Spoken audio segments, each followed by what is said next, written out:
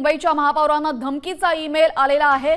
कार्यालय आणि गाडी बॉम्बने उडवण्याची धमकी देण्यात आलेली आहे। आपण काही वेळापूर्वीच पाहिलं पुण्यामध्ये सुद्धा महापालिकेमध्ये असा धमकीचा मेल आलेला होता। त्यानंतर आता आपण पाहतोय मुंबईच्या महापौरांना सुद्धा धमकीचा ईमेल आलेला आहे। कार्यालय आणि गाडी बॉम्बने उडवण्याची धमकी यामध्ये देण्यात आलेली आहे। मोठी बातमी समोर येते।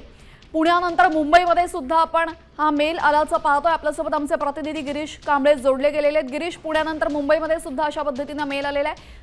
कोण हा मेल पाठवतोय, काही समजलेलं आहे का? काय अपडेट्स आहेत? अज्ञात व्यक्तीकडून हा मेल आलेला आहे आणि या ठिकाणी आता महापौरांना देखील धमकी देण्यात आली, बॉम्बने उडवण्याची ही धमकी आहे। आपण बघितलं तर याआधी विधान भवनाचं जे अर्थसंकल्प अधिवेशन सुरू होतं त्यावेळी देखील विधान भवन उडवून देण्याची धमकीचा मेल आहे तो आलेला होता।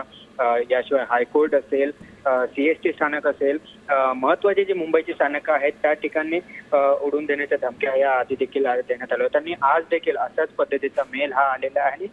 महापौर ऋतू तावडे यांना उडवून देण्याचा एक धमकीचा मेल आहे तो देखील आता धन्यवाद गिरीश, आपण दिलेल्या सविस्तर माहितीसाठी। तर आपण पाहतोय मुंबई महापौरांना सुद्धा धमकीचा ईमेल आलेला आहे।